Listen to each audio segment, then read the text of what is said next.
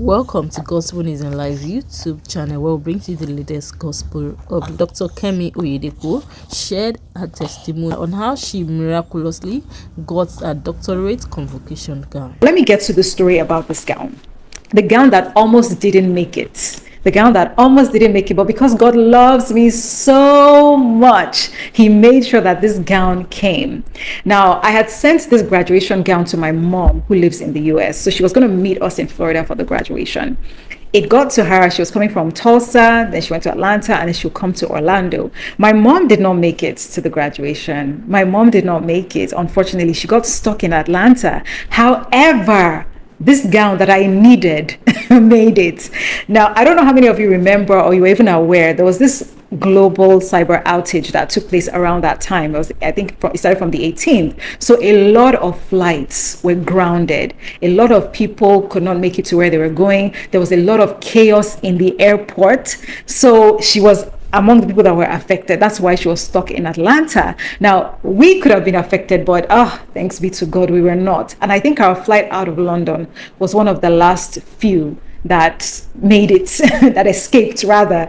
And my mom was supposed to meet us in Orlando. She was going to land maybe an hour after we got to Orlando. So we were going to wait for her. That was the plan. We got there, we got our baggages, we were drinking some coffee and all that and just relaxing.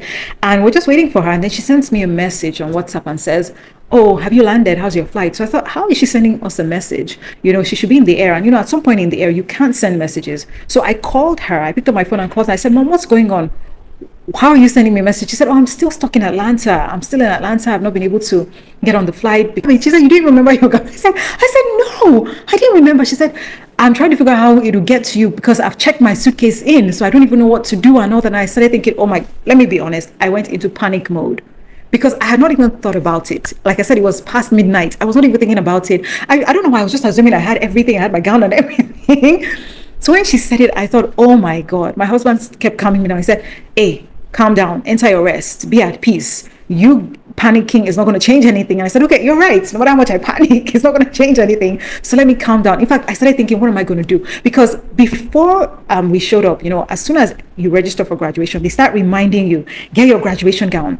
Get your graduation gown, no stories, because they were not going to make provision for anyone to buy or rent or anything at the place, at the event center. So they kept saying, make sure you have your graduation gown. Our advisors kept reminding us. Even after I got my graduation gown, I was still getting emails constantly reminding me to have my gown. So no stories. Nobody could tell any kind of story. So I started panicking. And like I said, we're there so late. So it's not as if I could call anyone at that time and say, "Please, is there anything that can be done? Is there anything that can be done?" So there I was, just trusting God. And, usually when I get anxious or start panicking, the first thing I do is start worshiping. That's what I did. I just started worshiping. I just started singing songs of praise. And I just said, "God, I know you didn't bring me this far to leave me. You will make a way. You will make a way where there seems to be no way." In fact, I started thinking, okay, maybe when somebody walks across the stage, I can just borrow their gown and then wear it and go across. And you know how I started thinking, and I was thinking about it, and I was like, okay, stop trying to help God. You know how you try to help God, you start thinking about alternative ways to do something. I said, stop trying to help God. I was trying to help God. I was saying, I will borrow someone's gown. And all the while, God was saying, you are not borrowing anything. You will wear your gown and walk across that stage. That is the plan that He had for me. And I was trying to figure out a way, an alternative, a plan B, but He had something perfect just for me. So she calls back and says, "God really loves you because my my suitcase that your gown is in is already on its way to Orlando." And she said it was checked in and it's gone. It's on the plane. That's the status report. And I said, oh my God, I just started singing, "You're a good, good Father. That's who you are.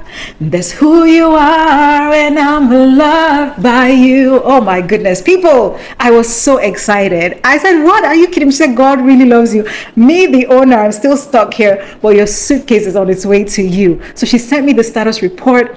I started checking up on it. We had a friend go to check. He got to the airport. He sent us pictures. The place was drama filled, very chaotic. Suitcases everywhere. So suitcases had come from everywhere, but the owners were not there because the owners were still stuck wherever they were coming from. Keep supporting us on this channel. Once again, this is Gospel News in Live YouTube channel.